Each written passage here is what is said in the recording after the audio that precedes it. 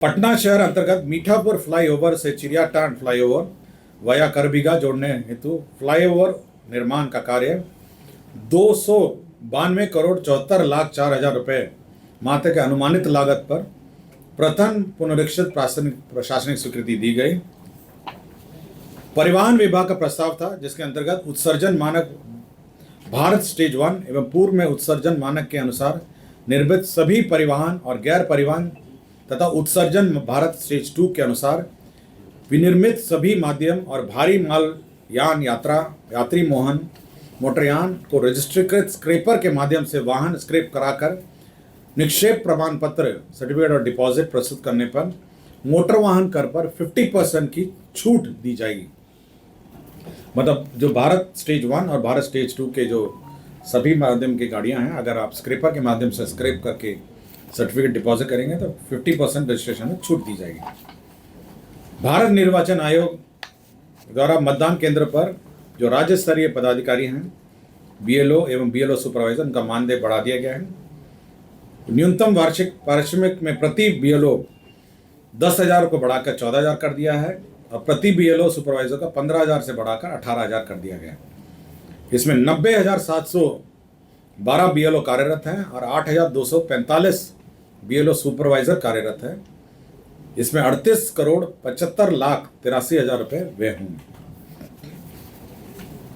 वित्तीय वर्ष 2025-26 में राज्य स्कीम अंतर्गत बिहार कृषि विश्वविद्यालय सबौर को अपने स्थापना मद के लिए 258,60,00,000 रुपये सहायक अनुदान के रूप में दिया जाएगा। राज्य उपभोक्ता विवाद प्रतितोष आयोग पटना के लिए अतिरिक्त पदों का स्वीकृति दिया गया है। अल्पसंख्यक कल्याण विभाग पटना के अंतर्गत राज्य के प्रखंड अल्पसंख्यक कल्याण कार्यालय के लिए अतिरिक्त 459 पदों का निम्न वर्गीय लिपिक के पदों का सृजन किया गया है।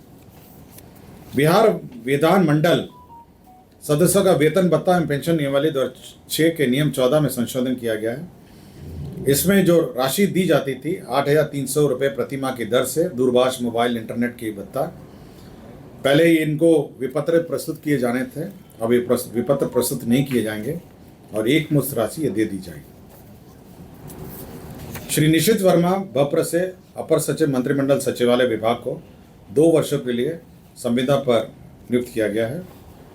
बिहार ग्रामीण जीविकोपार्जन प्रोत्साहन समिति जीविका में जो मानदेय की बढ़ोतरी दुगना किया गया है, उसमें बीसीएफ एडवांस लिया गया है जिसके तहत 3,47,91,00,000 व्यय होंगे।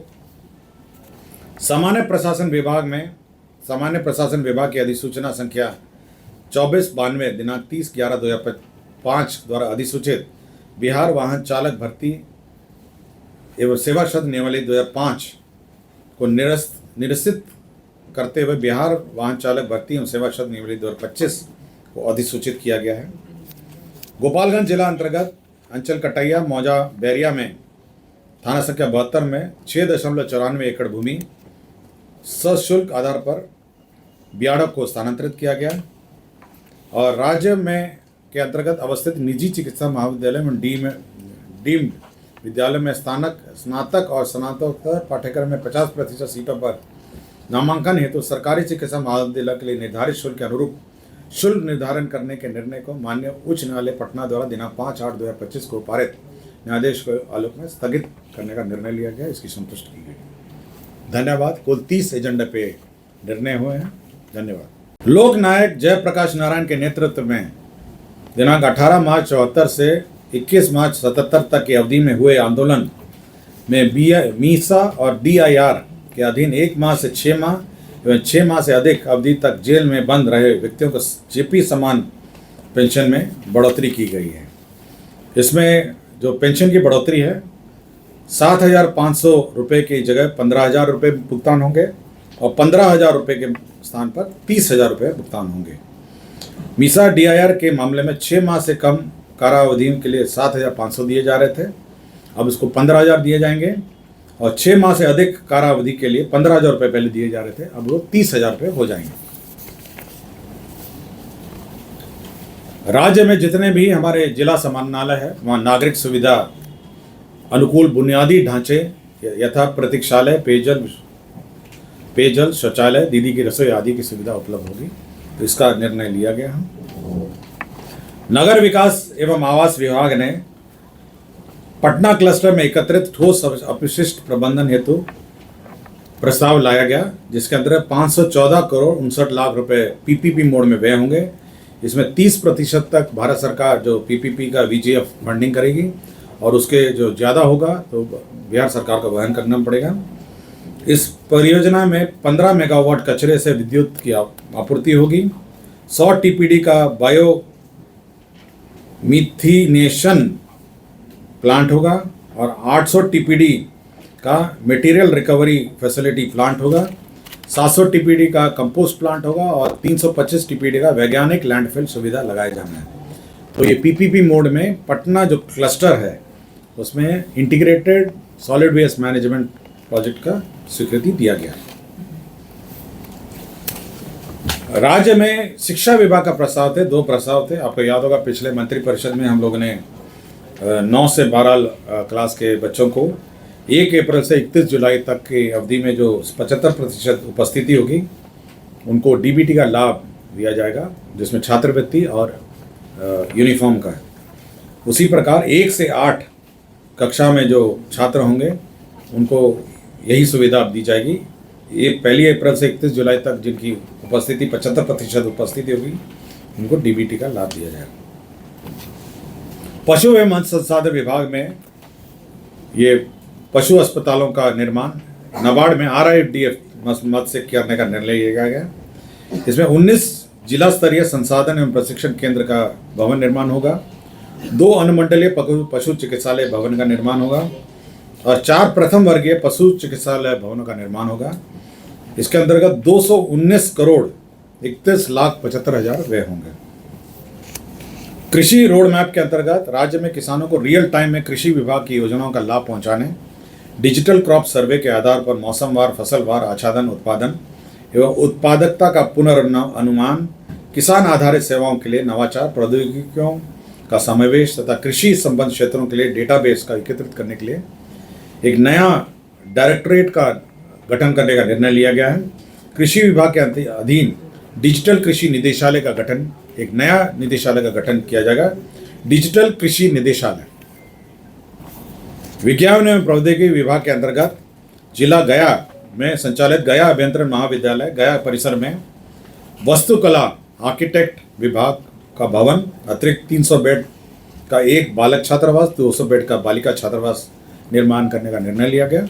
इसके अंतर्गत 62 करोड़ 7 लाख 44 हजार रुपये व्यय होंगे।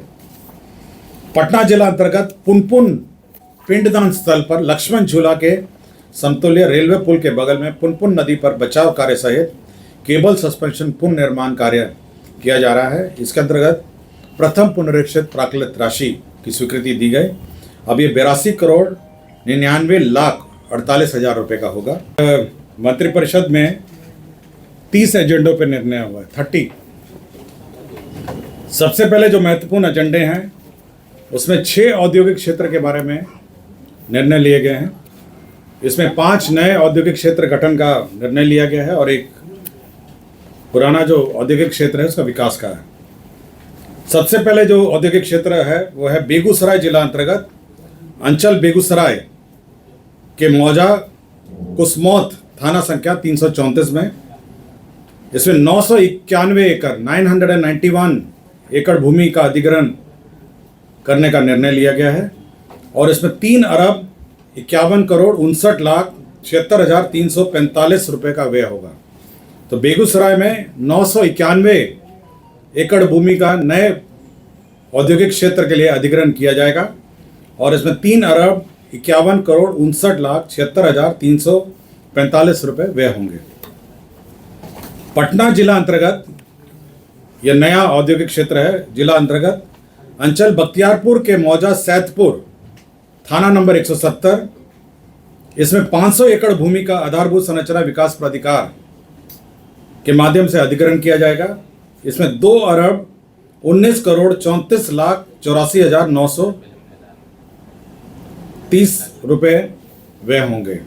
तो बख्तियारपुर अंचल में 500 एकड़ भूमि का अधिग्रहण होगा नए औद्योगिक क्षेत्र के लिए।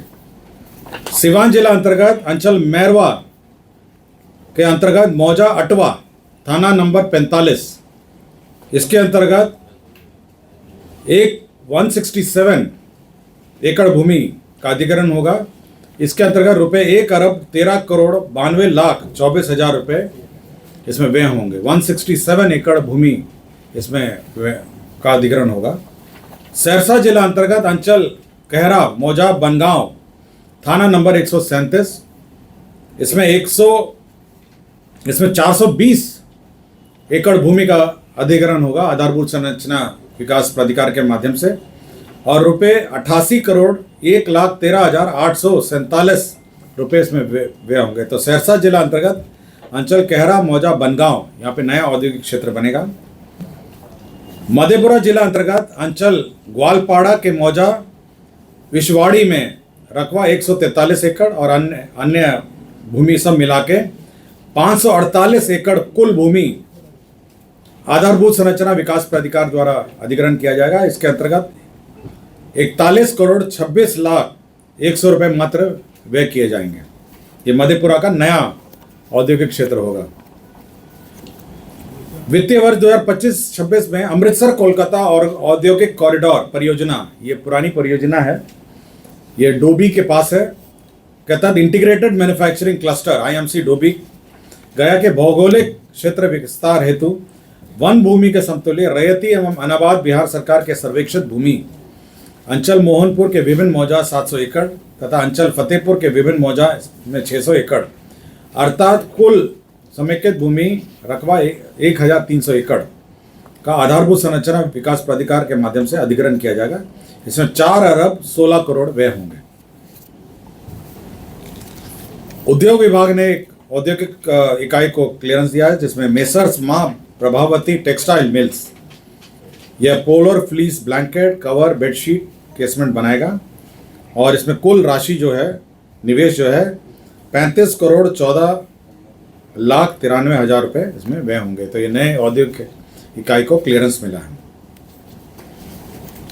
राज्य में एयरपोर्ट के विकास विस्तार के संबंध में मंत्रिपरिषद ने निर्णय लिया है, जिसमें बीरपुर, मुंगेर, वाल्मीकि नगर, मुजफ्फरपुर, सहरसा एवं भागलपुर ग्रीनफील्ड हवाई अड्डों का OLS सर्वे कराने का निर्णय लिया है। इसमें भारतीय विमानपत्तन airport authority of India limited India को 2,90,91,720 रुपये GST सहित भुगतान करने का निर्णय लिया है। तो मैं रिपोर्ट पढ़ देता हूँ। बीरपुर, मुंगेर, वाल्मीकि नगर, मुजफ्फरपुर, सहरसा एवं भागलपुर ग्रीनफील्ड हवाई अड्डे का OLS सर्वे का निर्णय लिया है। गया जी एयरपोर्ट का भी विस्तार का निर्णय लिया है। गया जी का जो रनवे है और साथ ही साथ उसका जो कैट 1 लाइट है उसको लगाने के लिए अतिरिक्त भूमि जो अधिग्रहण का निर्णय लिया है, उसमें 18 एकड़ भूमि अतिरिक्त भू अर्जन करने का निर्णय लिया है। इसमें 137,17,16,16 रुपये मात्र व्यय होंगे। तो गया जी एयरपोर्ट का विस्तार